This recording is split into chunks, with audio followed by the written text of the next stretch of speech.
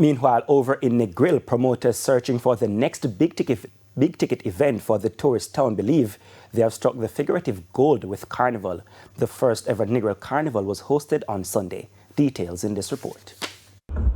An unfamiliar sight in Negril, Westmoreland. Hundreds of Carnival revelers in the streets. They marched, danced and gyrated for close to 3 hours along Norman Manley Boulevard. Tourists and locals alike joining in along the way. Negril has lost many of its most iconic entertainment events over the years.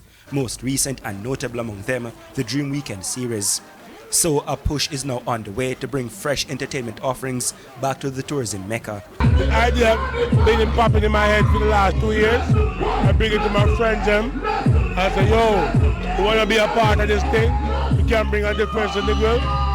And you know, when everything moved from Negril, like Dream move out, reggae marathon, to my brethren say, yo, this year's the time, we can do it.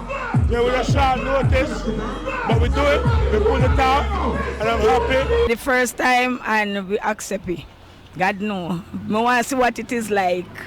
We see the truck this morning, we should never see that in a Negril. Since I've been here, 2007, the first, and it's really like Negril coming back because, as you know, most of the entertainment moving out of Westmoreland to maybe Senton or Montego Bay. So we're glad for this. It looks great for the first time. And then we like to see more of this stuff, so come out as vendors and can do some hustling. The promoter of Negril's inaugural carnival says the appetite is in Negril for this kind of entertainment. People love the vibes, so it only can get better. The event culminated with a party at the Long Bay Beach Park with a performance by local dancehall star Ding Dong.